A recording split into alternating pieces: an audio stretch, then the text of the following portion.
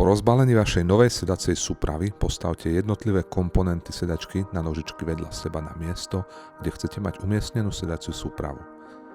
Na komponentoch, ktoré sa spolu spájajú, sú háčiky, ktoré zaistia, aby boli k sebe komponenty správne zapojené. Jednotlivé komponenty sedačky zasunte do háčikov. Neodstraňujte však látku na háčikoch. Látka na nich zabraňuje budúcemu vrzganiu vašej sedacej súpravy.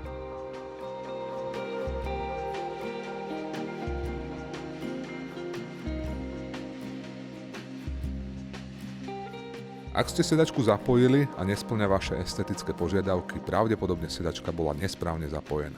Pri nesprávnom zložení komponentov môžu na sedačke vzniknúť nerovnosti, výškové rozdiely alebo zvlnenie poťahového materiálu.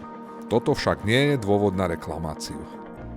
Pri nesprávnom zložení sedačku opätovne rozpojte a pri spájaní použite igelit, ktorý vložíte medzi jednotlivé kusy. Igelit však nedávajte až k háčikom, mohol by sa tam zachytiť. Povrchový materiál sa môže správať ako suchý zips a vložením igelitu tak predídete zlepeniu materiálu. Iný spôsob, ako správne zložiť sedačku a vyrovnať všetky nedokonalosti, je vypodložiť nohu komponentu pri spoji knihou alebo podobným vyšším predmetom.